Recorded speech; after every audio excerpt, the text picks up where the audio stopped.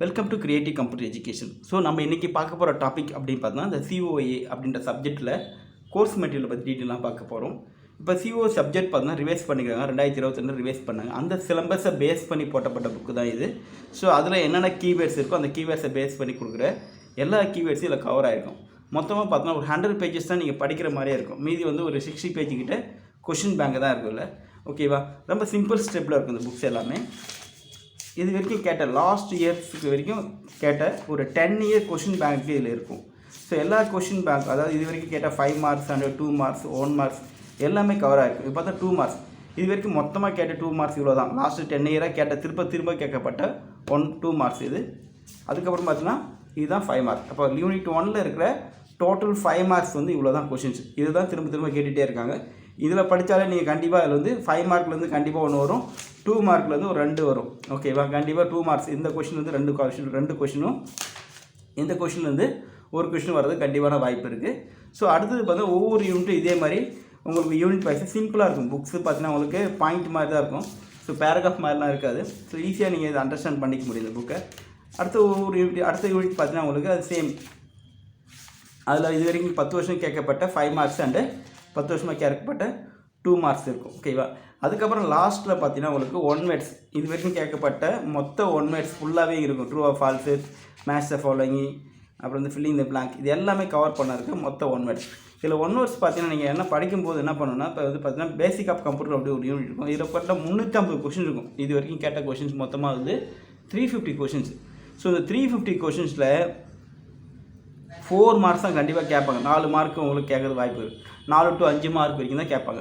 So அதனால் 350 question படித்தா தான் உங்களால் கண்டிப்பாக வந்து 4 to 5 மார்க் எடுக்க முடியும். அப்போ நீங்கள் அந்த சப்ஜெக்டை விட்டுட்டு மற்ற கொஷின்ஸில் மற்ற யூனிட், இப்போ இன்டர்நெட் அப்படின்னு ஒரு யூனிட் எடுத்துன்னு வச்சுக்கலாம் உங்களுக்கு. ஸோ அது வந்து 40 கொஷின் தான் இருக்கும். மொத்தமாக 40 கொஷின் தான் இருக்கும். ஸோ இதுதான் இன்டர்நெட்டில் இருக்கும் மொத்த கொஷின்ஸு. அப்போ இதுலேருந்து தான் கண்டிப்பாக ஒரு 4 கொஷின் நம்ம கேட்க வாய்ப்பு இருக்குது. அப்போ மற்ற யூனிட் நீங்கள் படிக்க ஆரம்பிங்க ஃபஸ்ட் எடுத்தோடனே.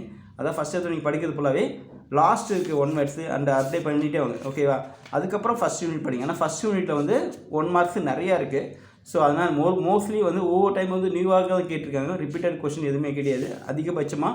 ஸோ கம்மியாக தான் இருக்கும். அதனால் நீங்கள் வந்து 1 வேர்ட் படிக்கும்போது லாஸ்ட் வந்து படிங்க. அதுமாதிரி last year previous year question paper இங்கே உங்களுக்கு ஆன்சரோடு இருக்கும். இந்த 1 வேர்ட் மட்டும் ஆன்சர் இருக்கும். ஸோ 2 மார்க் 5 மார்க்ஸ்லாம் வந்து புக்கில் இருக்கும் ஆன்சர். ஸோ இங்கே பார்த்தீங்கன்னா அது last year question paper model இருக்கும்.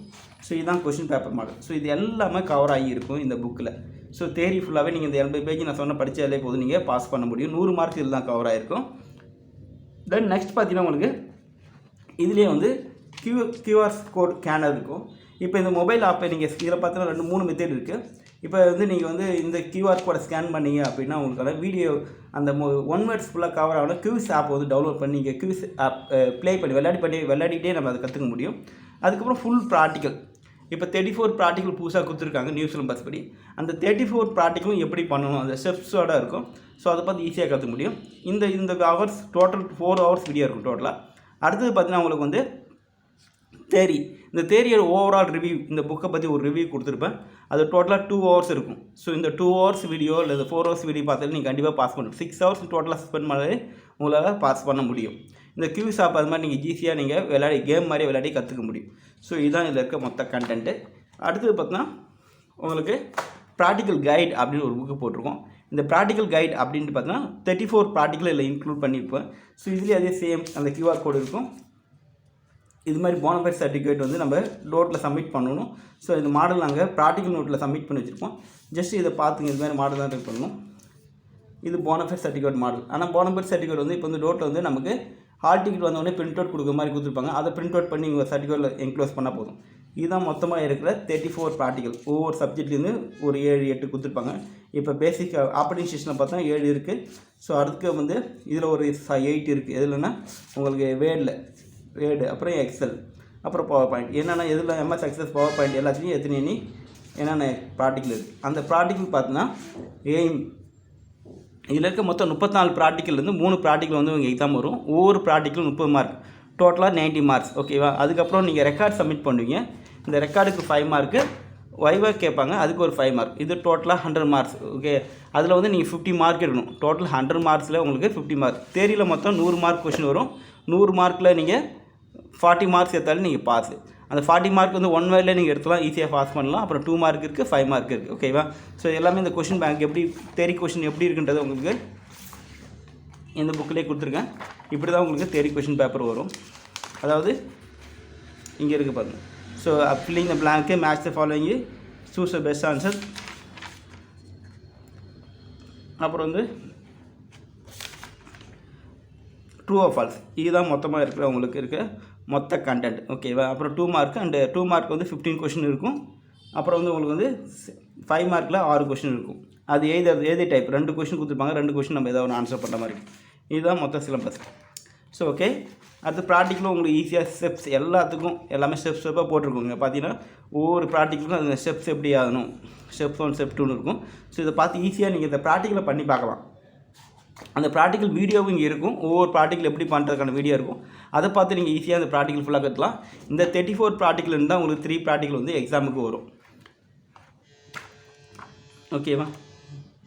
அடுத்து இந்த ப்ராக்டிக்கல் நோட், இது ரெக்கார்ட் நோட் சப்மிட் பண்ணணும். எக்ஸாம் தேரி எக்ஸாம் முடிச்சுட்டு மறுநாள் வந்து உங்களுக்கு ப்ராக்டிக்கல் எக்ஸாம் நடக்கும்.